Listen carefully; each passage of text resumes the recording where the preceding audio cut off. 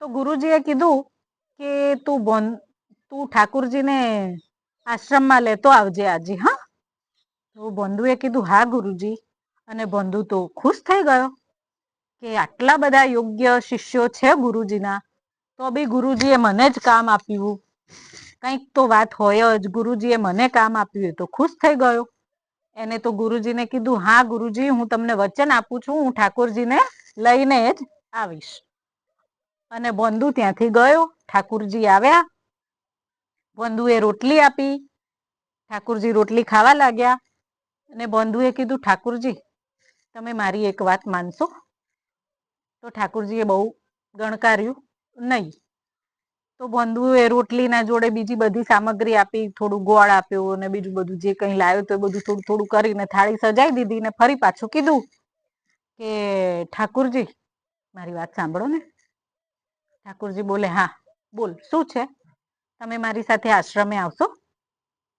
તો ઠાકુરજીએ કીધું ના.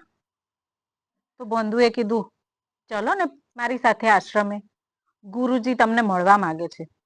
તો ઠાકુરજીએ કીધું કે દેખ ભાઈ બંધુ, હું તારો મિત્ર ખરો અને તું મારો મિત્ર પણ ખરો, પણ હું તને ઓળખું છું, તારા ગુરુજીને ઓળખતો નથી. એટલે આપણી મિત્રતા ખરી, રોજ વનમાં મળીશું, પણ તું તમે અહીંયા આવો, આશ્રમે આવો, ફલાણાને મળો, ઢીમકાણાને મળો, એવું બધું મારાથી નહીં થાય. ઠાકોરજીએ આવું કહી દીધું. તો ભાઈ બંધુ તો નારાજ થઈ ગયો.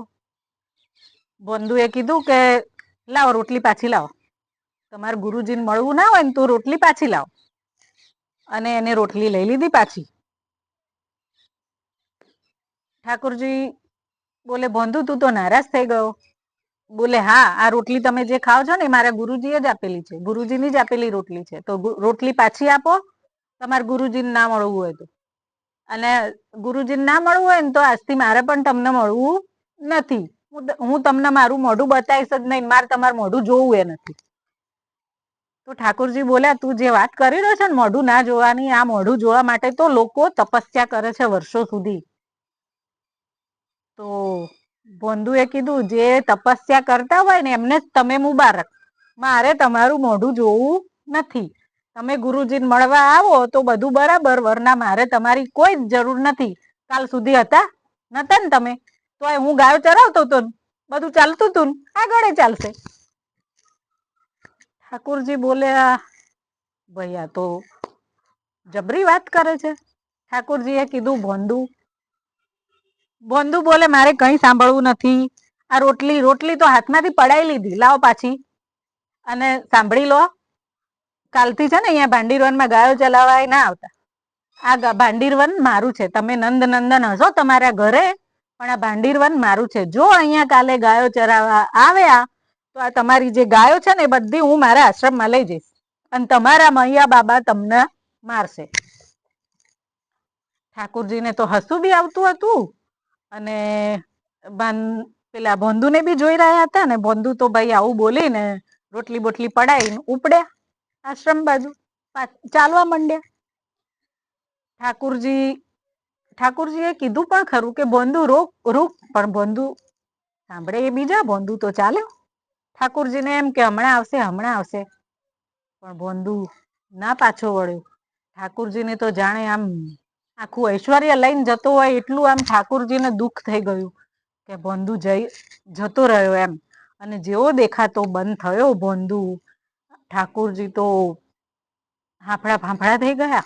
ઠાકુરજી દોડે એના પાછળ, અને આમ દોડીને એના પીઠ પર લટકી ગયા, ખભે હાથ મૂકીને બે પગની આંટી મારી દીધી કમરથી, અને બંધુના પાછળ લટકી ગયા. અને બંધુને કીધું જો તું કહીશ જ્યાં કહીશ ત્યાં, જેને કહીશ ત્યાં, જેને કહીશ એને હું મળીશ, બધું જ કરીશ, પણ હું તને મારાથી દૂર નહીં જવા દઉં. એમ કરીને ઠાકોરજી બંધુ સાથે ગયા. આ બાજુ ગુરુજીને એવું હતું કે ઠાકુરજી આવશે કે નહીં, આવશે કે નહીં. અને જેમ ગાયો આવી આશ્રમમાં તો ગુરુજી બહાર જઈને ઉભા થઈ ગયા કે ગાયો તો આવી ગઈ, પણ હવે ઠાકુરજી આવશે કે નહીં આવે બંધુ સાથે. ત્યાં દૂરથી ગુરુજીએ જોયું કે બંધુની પીઠ ઉપર ઠાકુરજી છે અને બંધુ ઠાકુરજીને ઉચકીને લઈને આવે છે. તો જેવો ભોંદુ ઠાકુરજીને લઈને આશ્રમના ગેટ આગળ આવ્યો, દરવાજા આગળ, ને ગુરુજી બેભાન થઈ ગયા. ગુરુજીને જેમ તેમ કરીને બધા શિષ્યો ભાનમાં લાયા. જોયું તો સિંહાસન પર ઠાકુરજી બેઠેલા છે, પણ ગુરુજી ઠાકુરજીને પગે લાગવાના બદલે સીધા ભોંદુને પગે લાગ્યા અને કીધું, ભોંદુ, આટલા વર્ષોથી હું તપસ્યા કરું છું, ભક્તિ કરું છું. ઠાકુરજીની ભક્તિ કરવા માટે મેં મારું ઘર સંસાર બધું છોડી દીધું, બધું ત્યાગીને વૈરાગ્ય અપનાવી લીધું, આશ્રમમાં રહું છું, તો પણ મને આજ સુધી ઠાકુરજી મળ્યા નહીં. અને તારી કેટલી સરળતા કે ઠાકુરજી તને મળી ગયા અને તું ઠાકુરજીને આશ્રમમાં લઈને આવ્યો. વાહ રે બંધુ, વાહ રે તારી ભક્તિ, ને વાહ રે તારી સરળતા, તારી નિખાલસતા.